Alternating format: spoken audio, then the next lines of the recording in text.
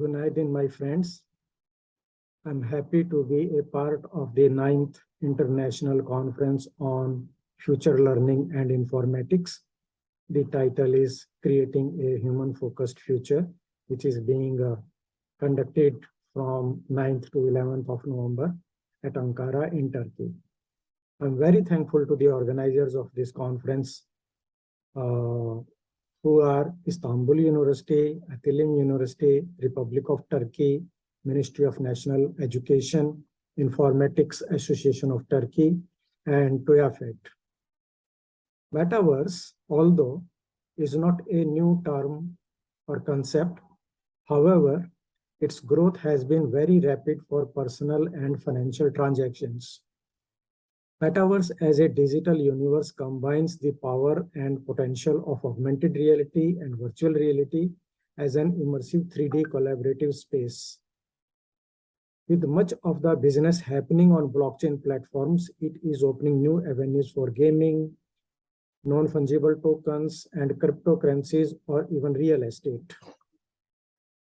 Its potential in education is yet to be realized. However, some projects and researches have been commissioned.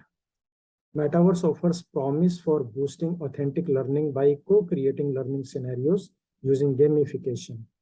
Another potential benefit of this medium is faculty and learners onboarding and training using digital avatars. What kind of assessment practices this medium can support?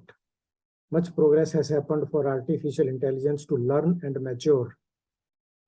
Would Metaverse gain self-awareness? How the educators and administrators can build support services for learners? I will be discussing in this presentation the adoption of augmented reality, virtual reality, and Metaverse in education, while identifying the risks and the opportunities in education.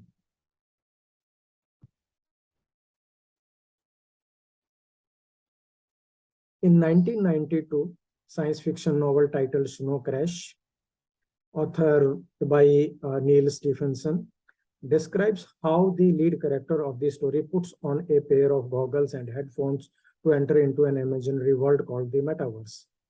And for the next 3 decades, the term Metaverse was relegated to the niche world of science fiction until Mark Zuckerberg, the founder of Facebook, brought the term to everyone's attention by renaming his company Meta and describing how he wanted his company to be a leader in this field called the Metaverse. But what is this thing called as the Metaverse? If we see the description given by Stephenson, the Metaverse is a computer-generated 3-dimensional world where each person is represented by an avatar, a digital representation of themselves. It is a place where we can build or create anything we can imagine because it is all digital. The Metaverse is an interconnected online space that continues to exist and move forward, whether we are logged in or not. It is like a real world, only virtual. Now, I hope that you must have played this game in your childhood, or maybe you are still playing it. Let us see how these games, they have evolved over a period of time. You see, these are the some few screenshots of very popular games like Boom. The upper half of the game is the original in 1993, whereas the new one. And similarly, Tomb Raider 1996 version and 2018 version. You see the kind of graphics which have gone much better and realistic looking kind of thing. So have you ever pondered, or let us ask a question that how many kinds of world do we live in? Means we know that we live in a physical world, which is the real world, but how many kind of worlds we can live in? Susan, in her research, identified that there are 3 kinds of worlds: the real world in which we live, the digital world like the 2D web or the internet. We are always in the digital world. You see the younger generation, they are always with the mobile phone doing something. And the virtual world, which is a 3D kind of web from there. And there are various kind of emerging universes. some are very, very popular, like the massive multiplayer online games. And you may be knowing about the most famous, one of the most famous games is the World of Warcraft. And then we have the training environments or the intraverses, which are the virtual worlds inside the corporate firewalls. And you must have used Google Earth, that is called as a paraverse, or in popular term, we call it as the mirror world. So basically, what is a virtual world? You know, it is a type of a massive multiplayer online world, which uses the computer-based simulated environments. And this term has become synonymous with artificial interactive 3D virtual environments, where we take the form of certain avatars which are visible, and we interact with others using those the two-dimensional or three-dimensional representations, such as the video avatars and having some auditory or touch sensations and various other kind of forms which we use in these environments. This is our own virtual world space on Second Life, which has been a very popular virtual world. We have named our place as Chilvo headquarters, where we conduct annual events.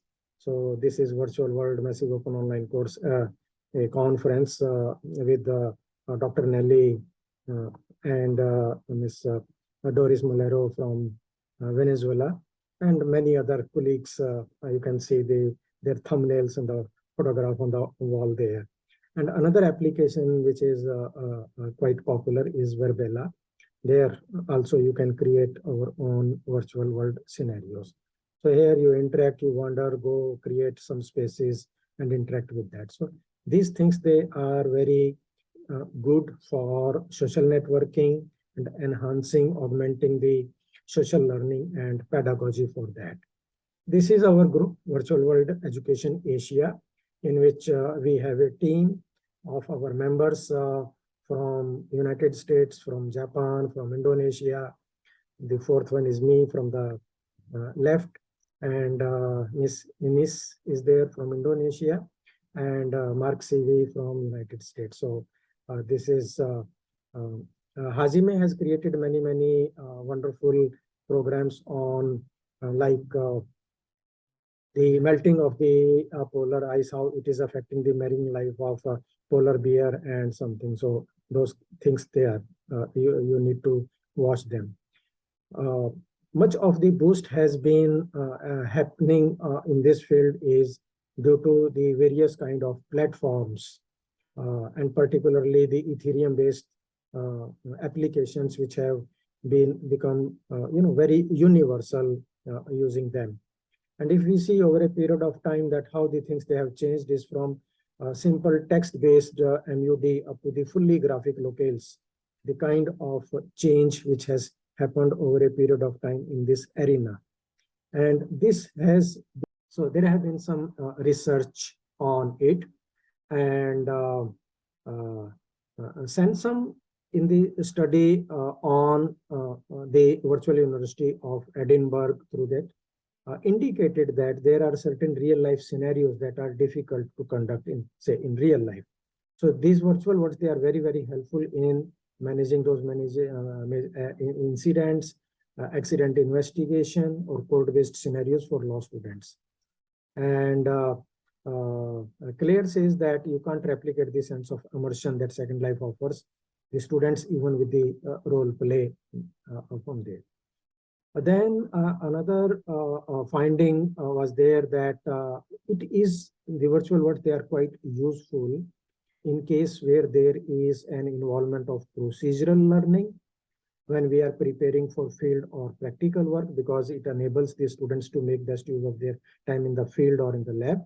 And when the students, they want to learn how to operate intricate or expensive equipments in there. This is third case study in which the digital identity of the users was explored. And it was found that the more open-ended scenarios work well in psychology and social sciences discipline if the purpose is to explore the users' own perception of their in-world identity.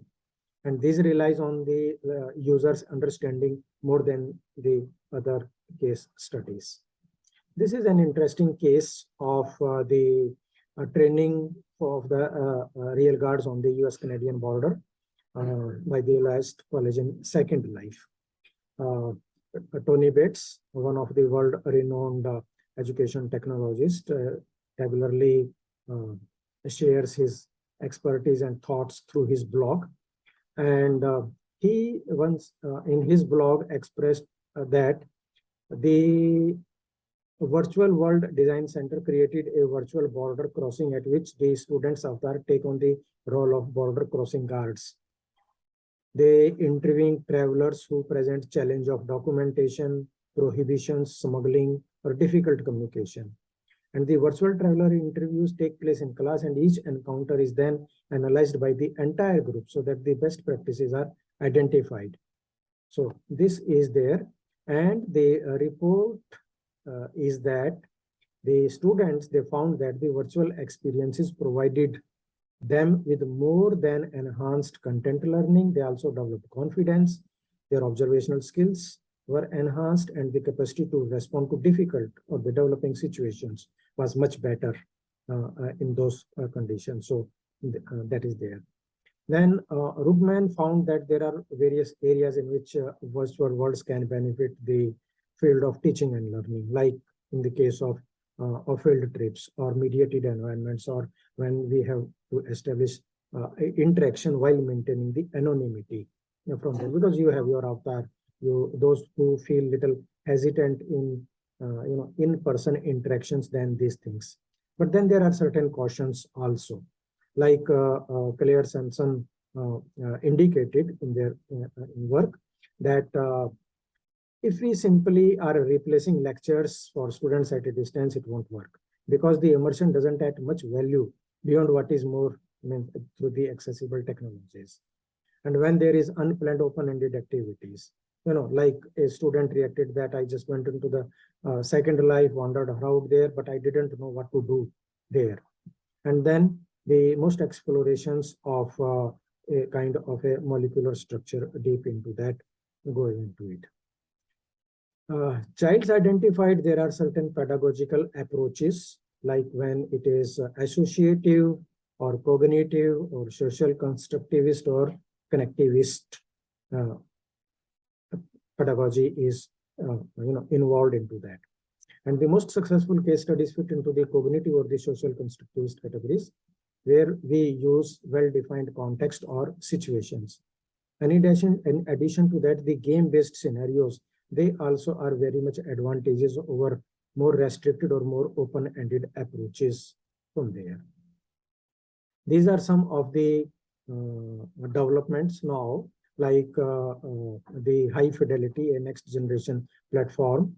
It is a brainchild of Philip Rosedale, who created the Second Life. Second Life again, have come back, and now with the help of various head-mounted devices or VR headsets, through the body motion, 3D audio, and sensors, etc., they are trying to bring out a new kind of virtual reality gaming experience to the masses.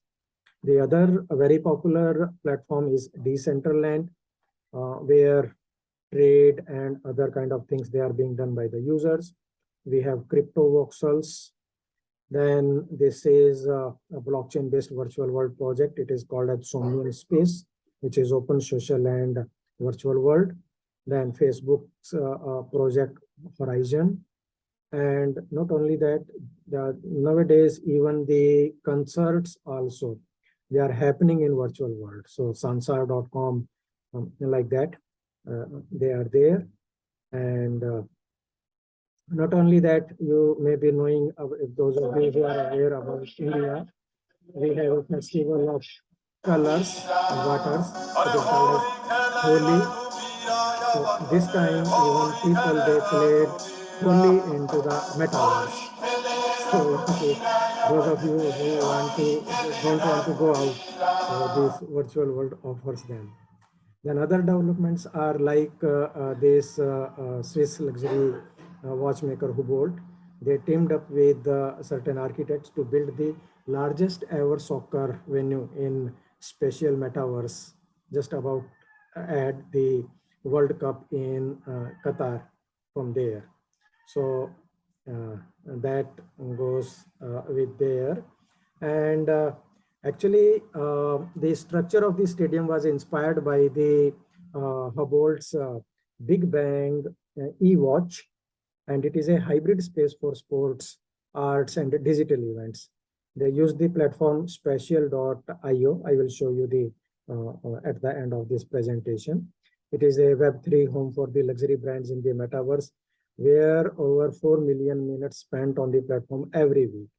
And the general public can access the virtual stadium designed for 90,000 spectators via spatial.io, the website, which has around 1 kilometer long concourse and a media wall.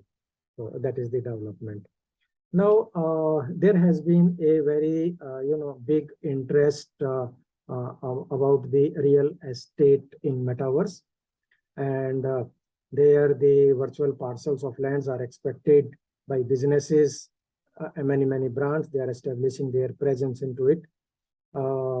The thought is that there is so much talk about metaverse, and some people think that is it the future of the internet? There have been, see in the virtual space from there. So far in the year 2022, around 600 venture financing deals, they have injected a combined around 10 billion US dollars into metaverse companies, according to the data sources from the global data. And this is a significant increase compared to the last year, when metaverse companies secured around half of this, of around 438, with a combined worth of over $6 billion as the investment into it. And billions are being spent in metaverse for the land grab. The companies, the organizations, the corporations, they are creating their space into it.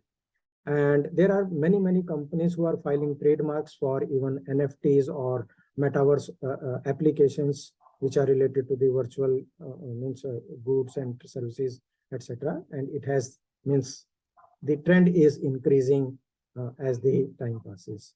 So what it brings to us is that we create our avatars based on the online identities, our interests, our habits. And this is considered now as the next generation for media revolution. And this is an interesting website if someone of you is interested in creating those kind of experiences. The Sketchfab, which it hosts around 500,000 free 3D models, which are published under Creative Commons licenses. So you can just take them from there and can create your own universe. This is a brief overview of various kind of VR headsets, their types, costs, etc., which are based either on PC based or mobile phones, smartphones based, and there. The VR technology, it integrates various kind of simulations, like if it is auditory or vision or haptic or speech or chemical and certain others, and how the simulations, the sound simulation, visual or physical or haptic or speech recognition, etc., it happens into that. This is how the it will look like when you put it into the mobile phone, and from there you can see it into the 3D view. It can be partially immersive, which we call it semi-immersive, fully immersive, or non-immersive virtual reality kind of experiences from there. And then through sensors, the kind of haptic movements are there.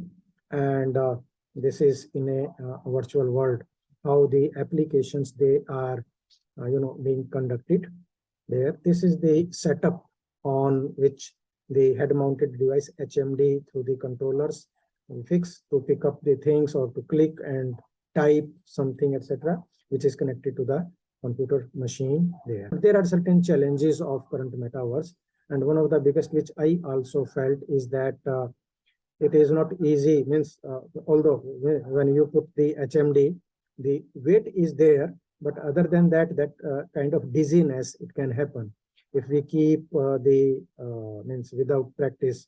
It means after that you feel because that. So some of these challenges they are still there, and the in education field the quality of content is a big issue at present. But for a period of time, when more people, more teachers, they are involved into it, definitely we are sure that the things will change.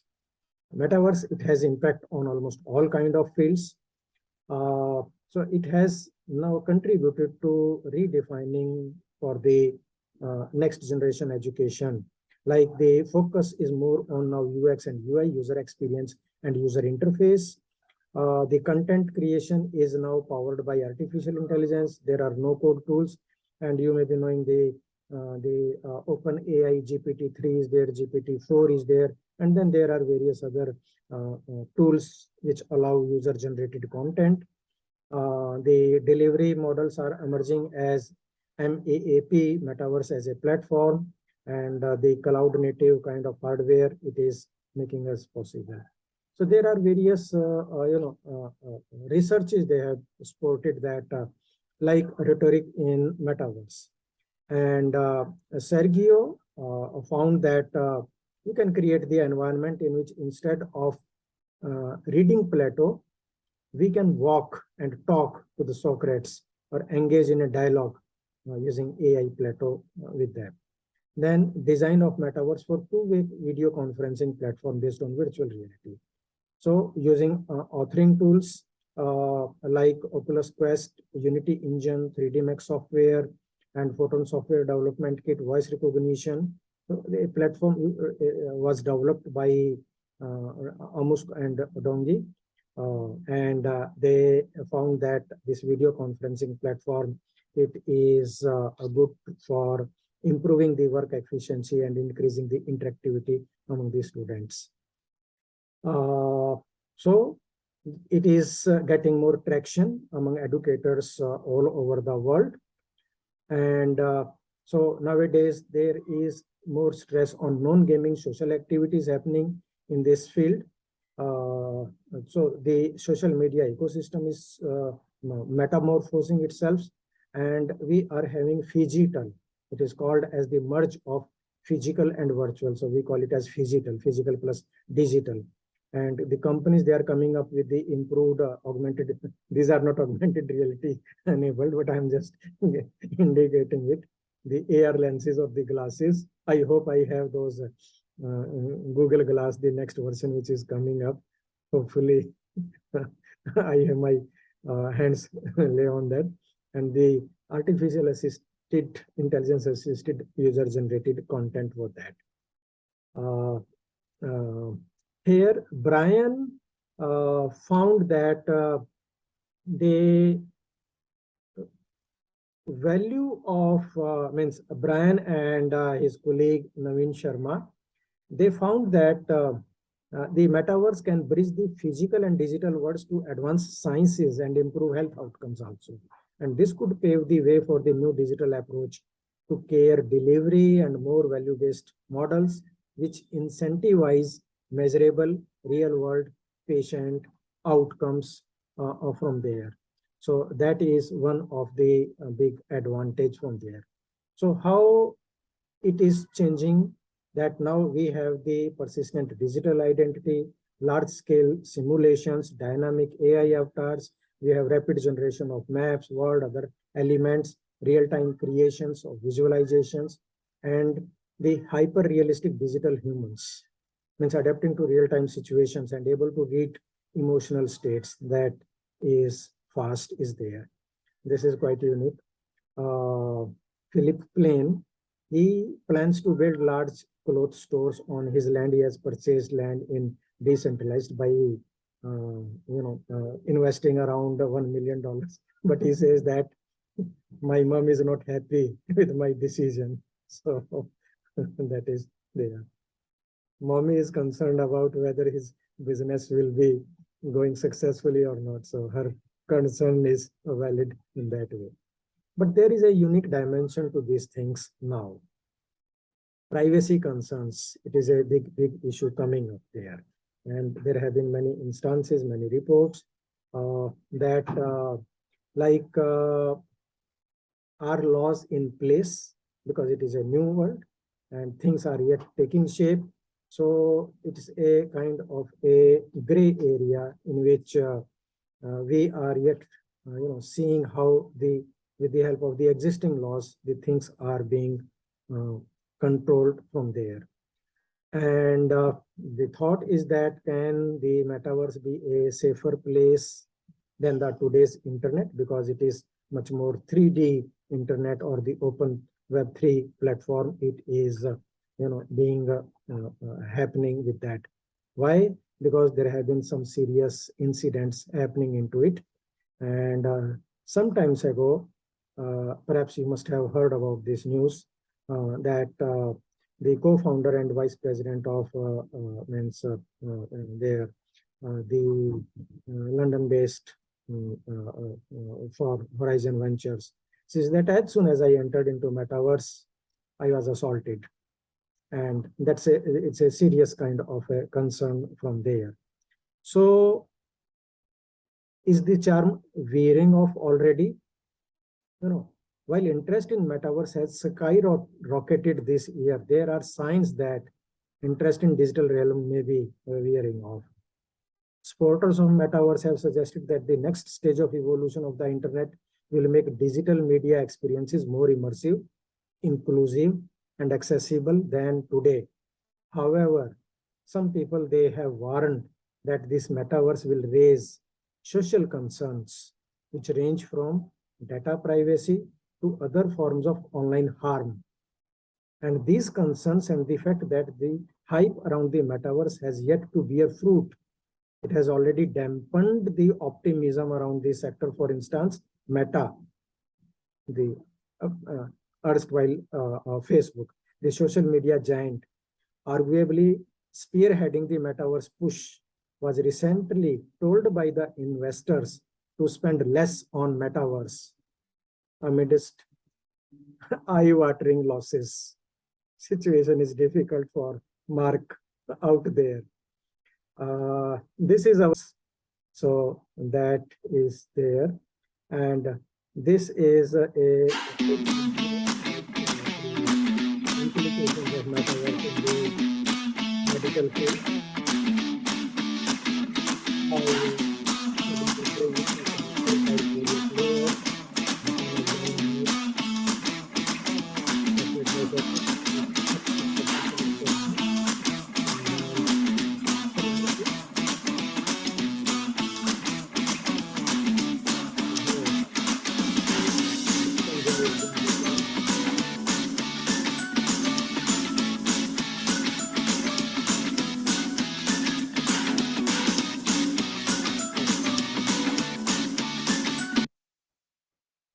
Let us see creating certain platforms for creating metaverse experiences.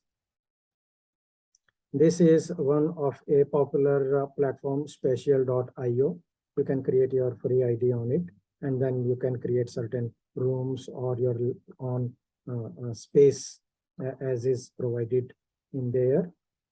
Then this is those of you, Anadolu University, sometimes ago I was giving a presentation. So we created a virtual world, means in the metaverse for the university. This is the gate of entrance of the university from the site.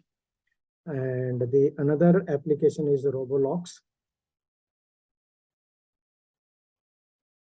where again you can create certain metaverse experiences in that.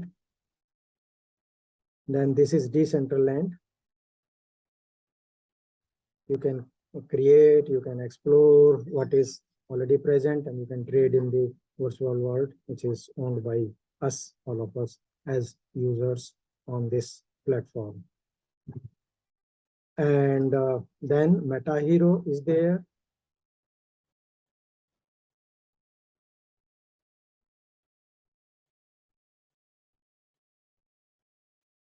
This is Metaverse software, non-profit virtualworld.org. Can register yourself and then create Metaverse experiences on that. And finally, have a look at this tool.